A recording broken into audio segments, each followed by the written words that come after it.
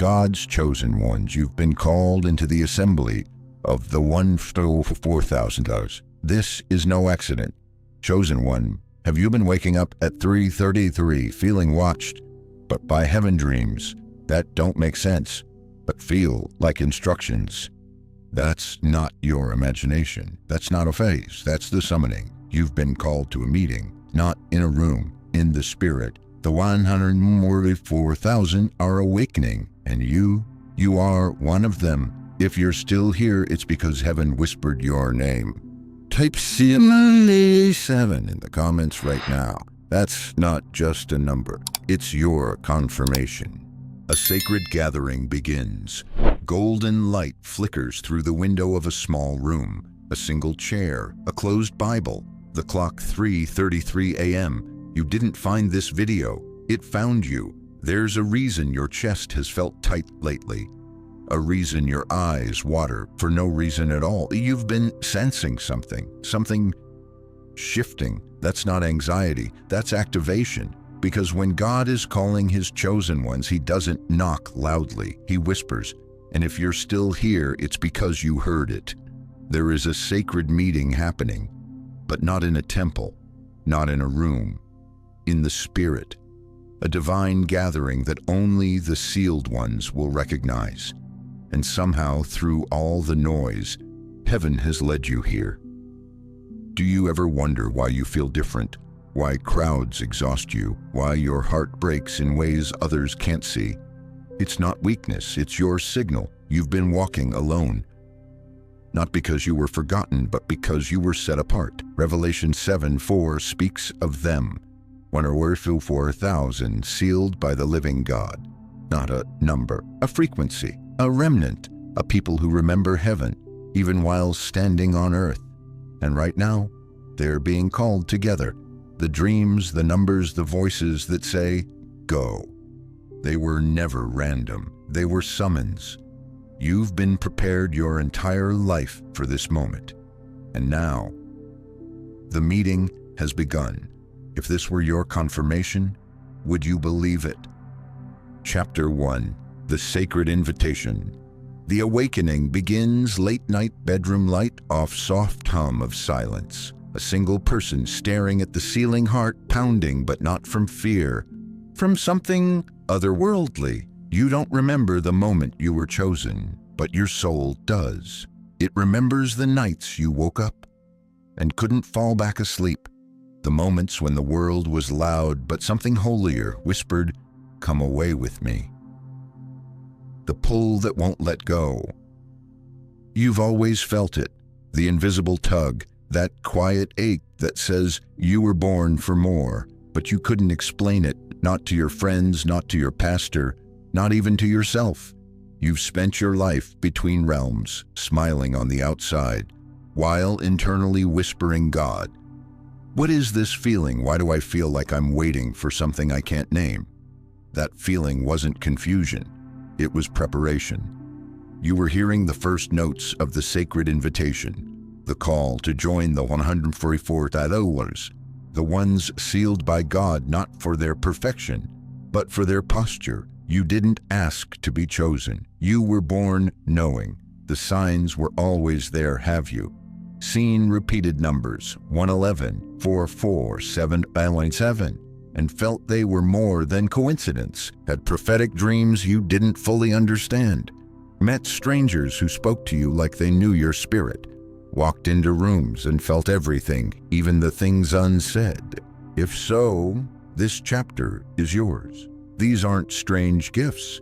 They are spiritual codes unlocking who you've always been. You weren't late to your calling. You were right on time for the invitation. And now the door is open. Heaven has pulled the veil back and whispered, come. The meeting has begun. The soul recognizes before the mind understands. This is why the words 144,000 make your heart beat differently. This is why your eyes watered not from sadness, but from remembrance. You've heard this before, not in church, not in books, but in your dreams. In those moments between sleep and waking, when your soul traveled without your body. and they shall be sealed upon their foreheads. Not a mark, but a knowing. You weren't just called, you were summoned. Think back, when was the first time you felt watched by heaven? When was the first time you knew a moment wasn't normal, that something sacred was happening and you were part of it? That was no accident. That was your invitation. You weren't overlooked. You were hidden. You weren't late. You were preserved. You weren't abandoned. You were being summoned quietly for such a time as this. If the meeting had already begun in the Spirit, would you recognize the invitation when it finally reached you if your heart just said yes? Drop 333 in the comments. You're not alone anymore. The meeting has started, and you showed up. Chapter 2. The calling. You're not normal because you're not meant to be flashbacks through childhood. The quiet one, the misunderstood one, the too intense one. You never quite fit in. Not because you were broken, but because you were built differently. Feeling different wasn't a flaw. It was a sign you felt everything deeply. While others laughed, you were silent, not because you didn't belong, but because you could hear something they couldn't. You've always been the one who noticed too much. The one who sensed when something wasn't right. The one who felt spiritual warfare in the middle of dinner. You were labeled too sensitive, too quiet, too much. But in heaven's language, that sensitivity was a gift, a tuning fork to the divine. You weren't made to fit in. You were made to stand apart. The world called it weird. God called it set apart. You've been misunderstood by your family, ghosted by friends. Even churches didn't know what to do with you, because chosen ones don't match blueprints. You walk in rooms and shift the atmosphere without saying a word. You break generational patterns by your presence alone, and that kind of power makes people nervous. They didn't reject you. They recognized you and didn't know how to respond. Your isolation wasn't punishment, it was preparation. God couldn't let you blend in because your assignment required that you stood out. You carry a sound, a frequency that heaven embedded into your spirit before you were born. You're not better than others, but you were sent for something very specific. The spiritual code you carry doesn't translate well in shallow spaces, so God pulled you back to protect what the world tried to mute. Why the enemy targeted you early. Let's be honest, you weren't just misunderstood. You were attacked early, emotionally neglected, spiritually silenced. Repeated rejection cycles of almost then collapse. Because if the enemy couldn't stop your calling, he'd try to corrupt your confidence. But you're still here, which means you've already won battles most people didn't even know you were fighting. You've been carrying a divine weapon in silence. You didn't survive that to go back to small. Pause, plus, reflect. When did you first start hiding parts of yourself to fit in? When did you start believing that your depth was too much? Now ask yourself this: what if your too much was exactly what God needs to use? You're not arrogant, you're aware. You're not weird, you're wired for heaven. You've been called out because God needed you to stand apart. If your whole life has felt like a contradiction, maybe it's because heaven wrote your story and the world just couldn't read it. If you've ever been told you're too much, type 444 in the comments. Let the world know you were chosen on purpose, for purpose. Chapter 3. The silent tests why you were broken first. Quiet hospital rooms, lonely birthdays, cold nights of silent weeping, no audience, no applause. Just a soul being tested in darkness. No one clapped for you when you passed your greatest tests, because no one knew they were happening. God's chosen are tested in silence. You've been through storms that didn't come with warning signs, trials that didn't ask permission, and heartbreaks that no one else could see. And yet, you didn't quit. You didn't curse God. You clenched your fists, held your breath, and said, "I'll keep trusting you, even if it breaks me." That wasn't weakness. That was the exam. Before elevation comes isolation. Before being called, you were crushed. The battle no one saw. You've had seasons where everything around you was silent, but spiritually, you were in a war zone. Nights you couldn't sleep, mornings you didn't want to wake up, relationships that disappeared without warning, blessings that almost came and then didn't. And through it all, you said, God, if you're testing me, I won't cheat. Candle flickers, silence follows. You passed in private with tears in your mouth and no applause. Here's the truth. Most won't tell you chosen ones are graded in the dark. You don't get instructions. You don't get affirmation. You just keep walking, hoping you're not crazy. And then one day heaven whispers, well done, you passed, and everything clicks. The pain wasn't punishment. It was proof. Why God let you break first? Because he needed to make sure that what's in you is stronger than what's around you. Before he could send you to help others through trauma, he let you face it so your compassion wouldn't be counterfeit. You weren't abandoned. You were being witnessed by heaven. God saw the nights you stayed faithful with an empty heart, and he recorded it. That's why you're feeling the shift now, because heaven said they didn't quit. Now it's time to call them forward. Heartbeat begins rising slowly. Pulse like drum builds beneath the whisper. When did you feel like no one saw what you were going through? What if those silent breakdowns were divine exams? And you passed. The silence was a classroom. The pain was a teacher. And now the announcement is coming. You passed without cheating. If the worst seasons of your life were actually the final preparation, would you still call them unfair? If you've been through a season that almost broke you, but somehow you're still standing, type 777 in the comments. Let heaven and hell know you didn't cheat. You endured. You passed. Chapter 4. The spiritual encounter. What happens at the meeting? Not a church, not a stage, but a sacred space inside the soul. Visions behind closed eyelids, chills down your spine in prayer. A hush when the room is empty, but heaven feels near. This isn't a meeting with chairs. No RSVP, no microphone. This is a divine moment written in heaven, and it's already begun. What is the meeting? It's not a conference, not a prophecy night. It's the moment when the veil thins and heaven leans in. It happens in your spirit. Suddenly everything becomes clear. The dreams that haunted you, the weight you've carried, the strange peace in the middle of chaos. It all makes sense now. Because the meeting isn't about gathering together. It's about remembering who you are. It doesn't happen in a temple. It happens in a trembling soul that finally says, I'm ready. Divine revelation, the unveiling. This is what happens first. Your spiritual eyes open. It's not about seeing angels with your physical eyes. It's about sensing them, knowing they've been with you all along, feeling something enter the room even when no one's there.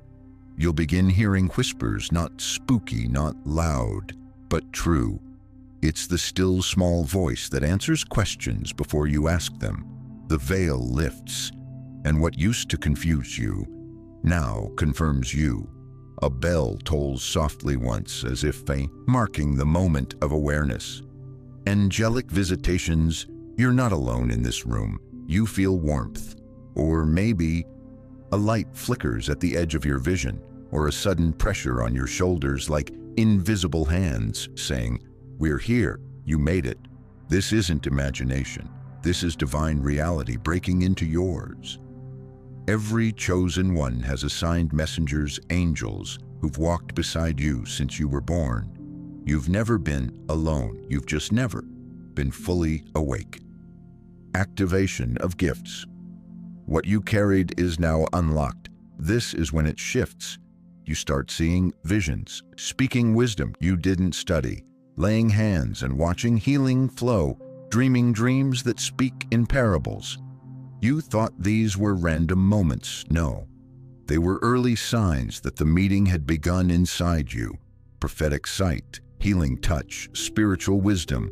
These aren't talents. These are tools for the mission ahead. And at the meeting, God says now, use them.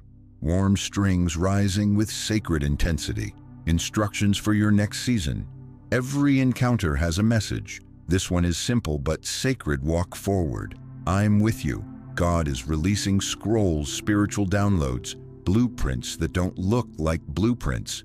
Suddenly, you know who to text, what job to leave, what city to move to, what chapter to close. You're not guessing anymore. You're being guided.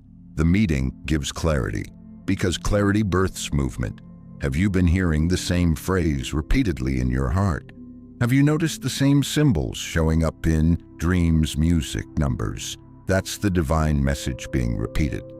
Until you answer, yes, Lord, I heard you. This is no longer just inspiration, it's ordination. You're not just watching this video, you're being confirmed. What if everything you've sensed, all the strange moments, sacred chills, mysterious visions, was never meant to confuse you, but to invite you? If this chapter felt like your confirmation, type 333 in the comments right now. This isn't imagination. This is the meeting. Chapter 5. The Purpose Unveiled. What the 144,000 are here to do. A quiet journal page filled with teardrops and prayers. A hallway mirror where the chosen one looks into their own eyes and finally sees it. Assignment. The sound of a heartbeat. A soft whisper. Why am I here? You were never meant to blend in. You were born to break through. You're not here to be seen. You're here to awaken. This isn't about platform, it's about purpose. You were called not to impress the world, but to interrupt the enemy's plans. The 144,000 weren't chosen for comfort. They were chosen for collision. Collision with lies, collision with systems, collision with spiritual darkness. You don't just walk into rooms. You shift atmospheres. You're a carrier of light. Every chosen one carries something, a light so strong demons recognize it before people do, a peace so deep it disrupts chaos without speaking. Your purpose is to walk as a conduit. Light where there's darkness, truth where there's confusion, healing where there's trauma, wisdom where there's wandering. And here's the sacred part. You don't have to try, just be who God made you to be. That's the assignment. Your life is a map for others. Your story, the betrayal, the heartbreak, the loss, wasn't just for you. It was a blueprint, a survival manual for someone who's drowning in what you already overcame. Pen scratching on paper, voiceover says, they're waiting to read your scars like scripture, not because you're perfect, but because you made it out. You weren't just chosen. You were strategically placed. Every address, every job, every city, God had a reason. You were placed where the light was needed. Even if it meant you had to suffer in silence first. You've walked into relationships and felt assignment. You've spoken words you didn't plan to say. You've helped people you never meant to meet. That's not randomness. That's divine placement. You are a walking altar. Wherever you go, heaven touches earth. Maybe you've been asking, what's my calling? But maybe the better question is, who is waiting on me to say yes? Your purpose isn't just to know, it's to do. Revelation without movement is disobedience. Now that you know who you are, you must walk in it. You don't need a ministry license. You don't need a pulpit. You are the sermon, and your obedience is the altar. A door creaks open. A voice says, it's time. Who has come into your life lately and pulled something out of you? Who did you comfort, encourage, or pray for without realizing it was heaven using you in real time? This is the moment the viewer shifts from why me to use me. You've been asking for purpose, but purpose has already been asking for you. What if the mission you've been praying to discover was always inside your pain? If you're ready to walk in purpose, type "Use me, Lord" in the comments. You're not being called to be perfect. You're being called to carry light. Chapter 6. the unity why you've been feeling them from afar. A kitchen in silence, a journal open to a blank page, soft rain falling outside. The chosen one stares out the window, feeling something they can't explain, a pull toward others they've never met. You've never met them, but your soul already knows them. The sacred thread that connects us lately, you felt it, a strange pull, an invisible thread tugging your spirit. At 3:33 a.m., in the middle of a worship song while watching a video that suddenly felt too personal to be random. You're not the only one, and you were never meant to be. This is the unity of the 100,000, the moment when those chosen in secret begin to remember each other. You are part of a divine collective. They're waking up in London, in Atlanta, in the backwoods of Kentucky, in small apartments in Brazil, in cafes in South Africa, and somehow you feel them. This is the sacred convergence. The souls God sealed are starting to vibrate in unison. You're not crazy, you're connected. Why you've been feeling less alone lately, because their awakening is stirring your remembrance. You've been seeing the same numbers, having the same dreams, crying at the same moments even across time zones. These aren't coincidences, they are soul pings, heaven's way of saying, the family is gathering. You're meant to find each other. Have you noticed it? Someone comments exactly what you're thinking. You meet someone and feel like you've known them forever. A stranger says the exact phrase God whispered to you last night. These are not just friendships, they are divine alliances. God is gathering the 144,000, and one by one, you're finding each other. Unity is our weapon. Why now? Because darkness has increased. And when the enemy organizes, heaven activates the elect. The 144,000ers don't fight with swords. They fight with frequency, light, truth, presence. One chosen one can shift a room, but a collective can shift the earth. You thought you were alone, but God was keeping you hidden until they were ready too. Now you're finding each other by spirit, not flesh. The seal is in the spirit, and your spirit knows they're out there. Who have you been drawn to lately without explanation? What if your next divine connection is watching this video too? You are no longer the outcast. You are part of a holy network stretching across nations. This is not the end of your loneliness.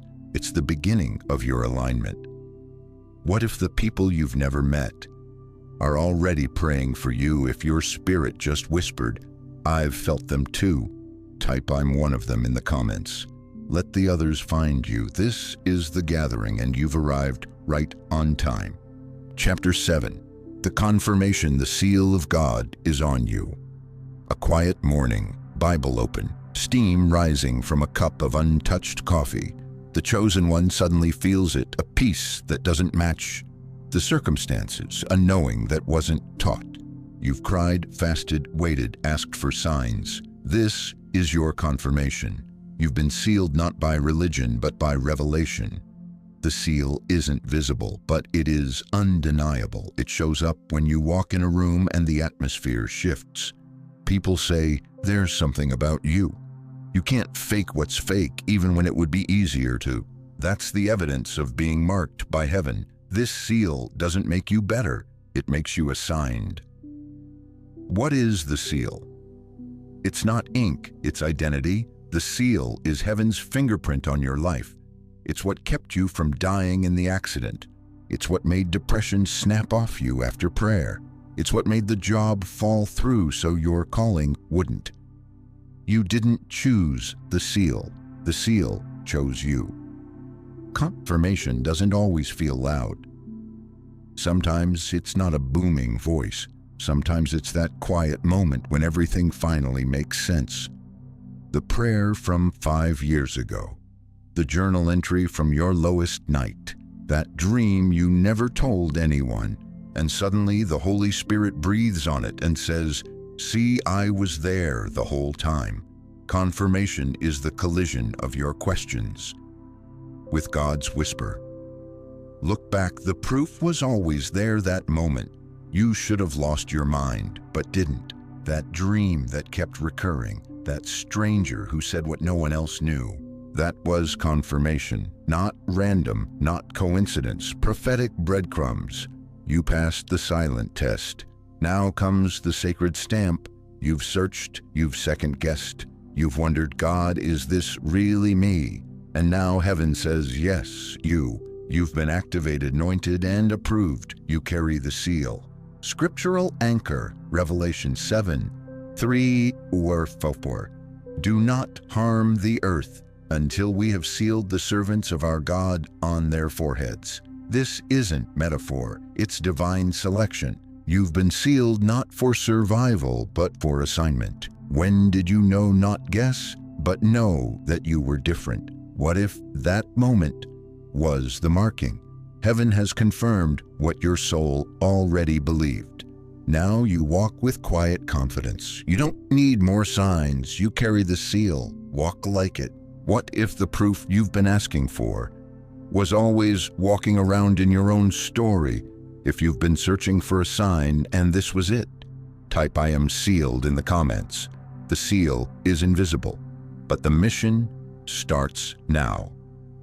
Chapter 8. The shift life before and after the meeting. A hallway, half lit. 1 foot in the old life, 1 foot in the new. Everything looks the same, but nothing feels the same. You're still in the same place, but the place no longer fits. That's not fear, that's the shift. I can't go back. It's quiet, no trumpet, no announcement, just a subtle, irreversible knowing the old version of me is no longer available. You try to go back to old conversations, old circles, old behaviors, but they itch now. They grate against your spirit, because once you've attended the meeting, your frequency changes. They don't see the shift, but you feel it in your bones. Sacred disorientation. This is where most chosen ones panic, because everything is shifting, but nothing is certain yet. You're too awake to stay where you were, but not yet placed where you're going. You outgrow people in silence. Your career feels misaligned. The things that once excited you now feel hollow. This isn't confusion, it's a spiritual molting. You're shedding what can't survive the mission. This is what happens after the meeting. God begins to recalibrate your life. Your appetite changes mentally, emotionally, spiritually. Your gifts sharpen without explanation. Your timing accelerates, but your need for noise decreases. You begin craving depth, simplicity, silence, truth. Why? Because the meeting didn't give you more knowledge. It gave you new vision. You no longer look at people the same. You now see assignments. God is relocating you spiritually. Some of you are about to move, physically, others emotionally, others relationally. But the common thread is this: God is making room around you, because the weight you now carry is holy. That's why people are falling away. That's why certain doors didn't reopen. That's why your own voice feels different when you speak. Yes, it's uncomfortable.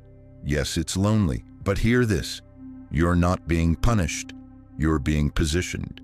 The shift is proof you attended the meeting, even if you didn't know you walked in. What in your life feels too tight now? What did you once pray for that now feels like it's expired? That's the shift. The old was good for who you were, but you've become someone heaven recognizes differently now. You're not being abandoned. You're being redirected. The door you're staring at may not reopen, because the one in front of you is opening on its own. What if the reason you feel uncomfortable in old spaces is because heaven has already shifted your location in the spirit? If you felt out of place lately, type "it no longer fits" in the comments. That's not rejection, that's the shift, and it means you've moved into your next season. Chapter 9. The mission activation. The time is now early morning. The world is still asleep, but you are wide awake. The room is filled with stillness, not empty but pregnant with purpose. You stand at the mirror, not to see yourself, but to see who you're about to become. This is no longer a waiting season. This is an activation moment. The world may not be ready, but heaven already said, go. The time for preparation is over. You've read the books, listened to the messages, had the dreams, felt the stirring, but at some point stirring becomes summoning. And if you're watching this, it means the scroll has been opened and your name was on it. The meeting of the 144,000 wasn't just to awaken you, it was to assign you. You are not waiting for instructions. You've already received them in your tears, in your silence, in your scars. Release what God planted in you. This is not about being loud. This is not about being famous. This is about obedience. The text you keep meaning to send, the podcast you felt nudged to start, the healing ministry buried under fear, the truth you've been holding back, the territory you've been too afraid to take. It's already in you, but now it's time to move. You've been equipped in secret. Everything you've walked through that was training, every rejection refinement, every delay alignment. The pain wasn't to punish you. It was to prepare you, because your assignment will require deep compassion, unshakable truth, divine discernment, quiet authority. You've already paid the price for this oil. Now it's time to pour it. You are heaven's answer to someone else's cry. Don't let fear delay what God has already confirmed. You're not just called, you're strategically placed. Your location is not random. Your experiences are not wasted. Your personality is not a flaw. Every part of you is coded for impact. You're not here to fix the whole world. You're here to wake up your assignment. That could be 5 people. That could be 5 million. It doesn't matter. Heaven only counts obedience. Your yes will unlock someone else's freedom. This is not a call to hustle. It's a call to divine flow. You don't have to strive. You only have to step. What has God been whispering to you over and over? What's the thing you know you're supposed to do, but fear has been delaying its time? Not when it's perfect, not when you feel ready, now. This is the chapter where the viewer shifts from maybe I'm called to I am the call. The meeting has ended. The mission has begun. You were not just chosen, you were sent. What if your next step is the answer to someone else's unanswered prayer? If you feel this is your activation moment, type I accept the mission in the comments. You've waited long enough. Now it's time to walk. You were chosen, you were sealed, you are being sent. Chapter 10, the final sealing walk as one of the 112. A field at dawn, mist rising, light hitting your face like a divine spotlight. You're no longer hiding. You're standing clothed in quiet confidence. There comes a moment in every chosen life when you stop asking for signs and you start walking as the sign. You've been sealed and now walk sealed. The sealing isn't just symbolic, it's activation, a final marking in the spirit that says, this one belongs to the mission. You are now walking with divine protection, heaven's favor and kingdom instruction. Not everyone will understand you, but they will feel you, because sealed ones carry weight. You're not meant to explain yourself anymore. You're meant to embody the message. The final sealing. A new way of walking. You no longer move to be seen. You move because you're sent. Your walk becomes a prayer, a warning, a light, a prophecy. Your steps are ordered. Your energy is a sermon. Your yes is a signal to the heavens. You're not reacting. You're responding to destiny. You've gone from seeker to signal, from wandering to walking, from wondering to knowing. Walk in silence but with authority. The 144,000 are not loud. They don't announce, they don't argue, they just move. In rooms, through cities, across generations. They carry the mark, and heaven backs their steps. You don't need to convince anyone. You are the evidence, from chosen to commissioned. You've gone through the wound, the waiting, the whisper, the wilderness, the witness. Now comes the walk. This is when the seal turns from protection into power. You are heaven's ambassador. You're no longer in hiding, you're in motion. This is the full circle. You were drawn in by pain, shaped in silence, sealed by spirit. Now, you are being released. You are walking with heaven's confidence. Not perfect, but prepared. This is no longer a message. It's your marching order. What would your life look like if you moved like you were already approved? What would change if you stopped doubting the call and just started walking in it? You are not waiting to become chosen. You already are. The world may never give you applause, but heaven has already handed you the scroll. Walk sealed, walk sent, walk as one of the 144,000 if you're ready to walk in your divine authority. Type I am walking sealed in the comments. This is your final confirmation. The meeting is over. The movement has begun. A new beginning. Golden light. A still voice whispers over morning light. If you watched this far, it wasn't curiosity, it was confirmation. You weren't looking for this video. Your spirit was summoned into it. You've been through a private war, passed silent tests, endured unseen pressure, and now the heavens are announcing, you're not broken, you're sealed. You're not crazy, you're called. You're not waiting, you're walking. You are one of the 144,000, the spiritually marked, the frequency carriers, the ones who don't fit because you were never meant to. You've been asking questions your whole life. Why was I born different? Why did I suffer so early? Why does God feel so close and yet so silent? And now you know you were being prepared for this moment. This meeting wasn't physical, it wasn't traditional, it wasn't loud, but it shifted everything.